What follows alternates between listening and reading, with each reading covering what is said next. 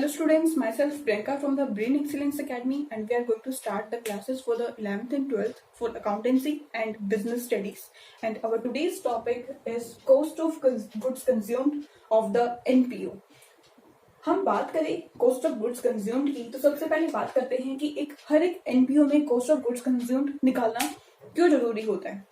अब एक profit organisation में तो हमें कुछ ऐसा पढ़ा नहीं, सिर्फ trading, P&L and balance sheet, यही मैंने उसमें ऐसा कोई आइटम हमने डील नहीं किया।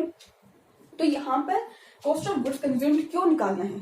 अब गुड्स की यहाँ पर बात करें तो गुड्स कौन से गुड्स, जैसे कि एक अगर हम स्पोर्ट्स क्लब की बात करें तो स्पोर्ट्स मटेरियल वहां पर यूज होता है। अगर एक हॉस्पिटल की बात करें तो वहां पर medicine day to day use होती रहती हैं।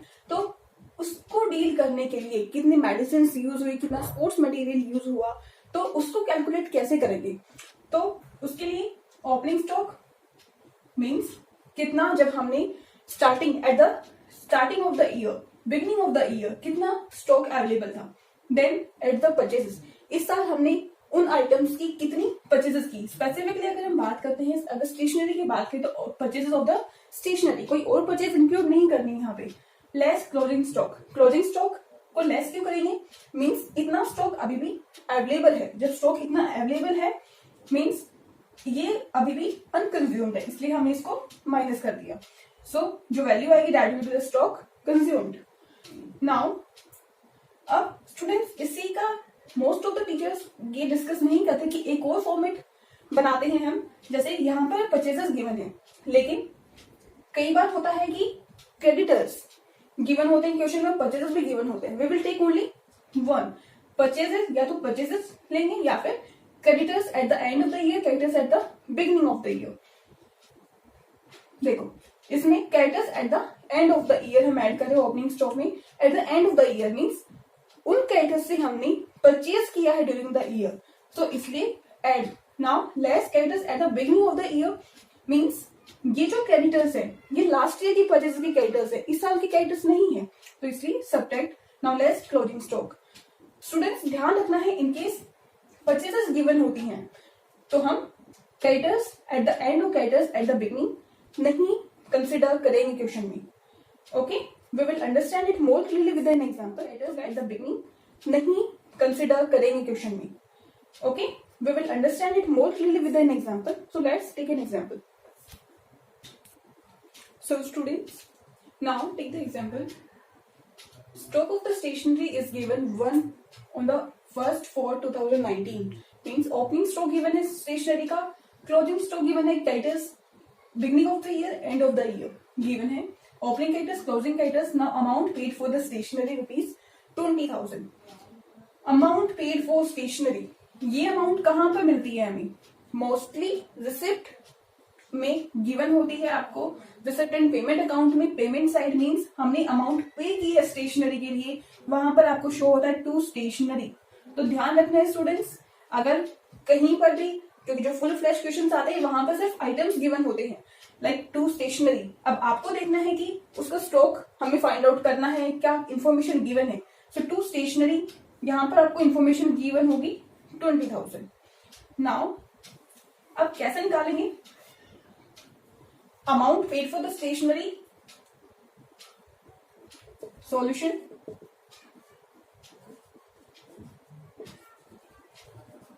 Amount paid for the stationery rupees 20,000. Add करेंगे opening stock.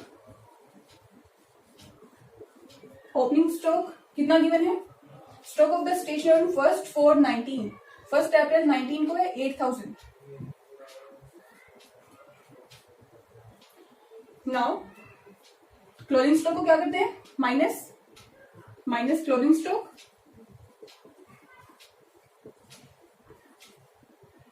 6,000। Now students creditors का opening and closing balance given है। क्रेडिटर्स 9,000, ओपनिंग क्रेडिटर्स को क्या करते हैं minus, so minus opening creditors, क्योंकि ये क्रेडिटर्स आपके लास्ट ईयर के हैं 9,000।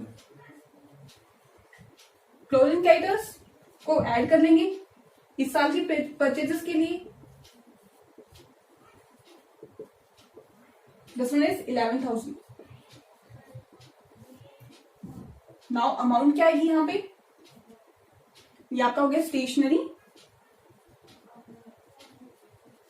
Consumed.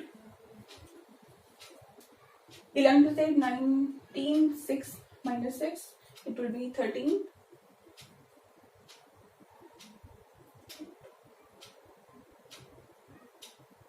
$4,000. So this will be the amount of the stationery consumed. Now students, इसी क्वेश्चन में एक थोड़ा सा बदलाव करते हैं. सॉल्यूशन आपने देख लिया होगा.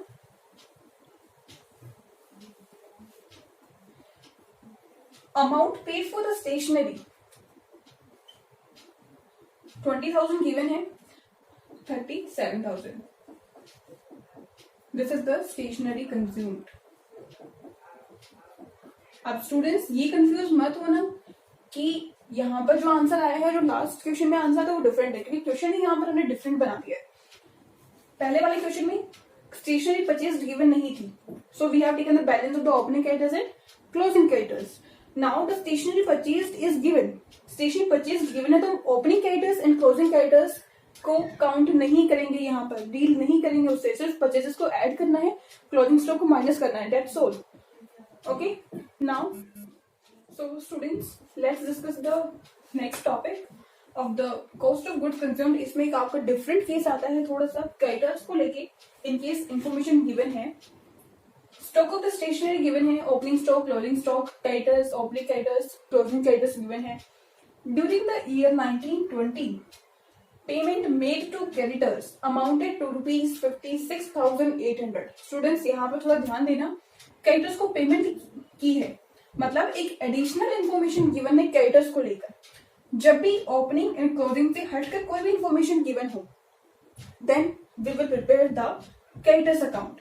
क्रेडिटर्स के रिगार्डिंग अगर ओपनिंग एंड क्लोजिंग से हटकर आपको कोई भी इंफॉर्मेशन गिवन है, whether it is related to the payment to them or whether it is related to the total amount of the creditors during the year. Now, stationery purchased in cash during the year is 20% of the total purchase of the stationery. यहाँ पर total purchase की value given नहीं है, लेकिन हमें total purchase निकालनी तो पड़ेगी. Stationery purchased in cash during the year is 20% of the total purchase. So ये इंफॉर्मेशन गिवन है आपको, तो सबसे पहले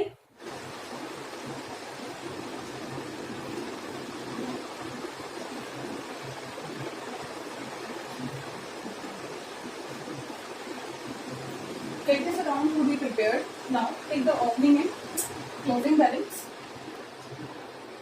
Creditors account का बैलेंस कैसा होगा? Credit balance, so by balance BD to balance CD. Opening balance कितना गिवन है? 15,000. 15,000. क्लोजिंग बैलेंस गिवन है 30,400.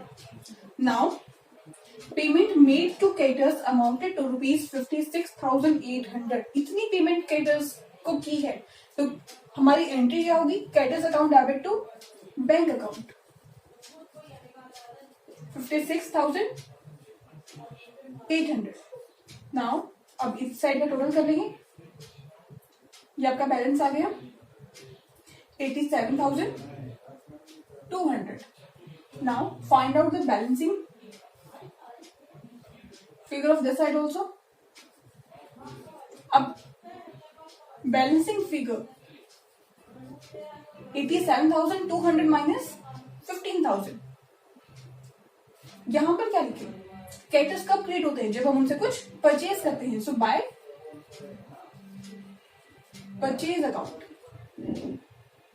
87,200 माइनस 15,000, यह आ जाएगी आपकी वैल्यू 72,200. So 87,200 यहाँ पर आपका टोटल आ गया. Now this figure shows the credit purchase. So credit purchase हमारे पास आ गई है 72,200. Now come at this point, stationery purchase in cash during the year is 20% of the total purchase of stationery. Total purchase of stationery, total purchase का 20% क्या है? 20% क्या है? Cash purchase है. तो let the total purchase be 100। Total purchase हम मान लेते हैं 100 है, तो 100 का 20%, 20 कैश परचेजेस होंगी आपकी, cash purchase 20, so total purchase minus cash purchase equal to credit purchase. So credit purchase आ गई हमारे पास 80। ये आपकी अज्यूम्ड वैल्यू कि इन केस टोटल परचेज 100 है तो क्रेडिट परचेज कितनी होगी 80। We are well aware about the credit purchase, so calculate from this we will calculate the total purchase. Now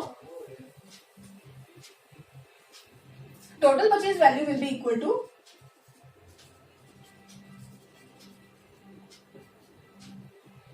80.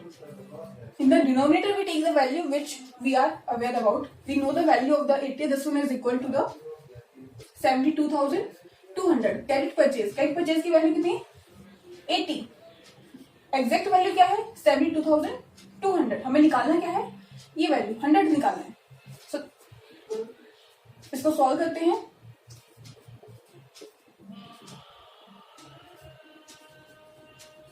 सो आपका ये आ गया 90,250। This is the value of the total purchase. Now let's find out the stock consumed by opening stock. कितना given है opening stock 4600। Add करेंगे purchases, total purchase.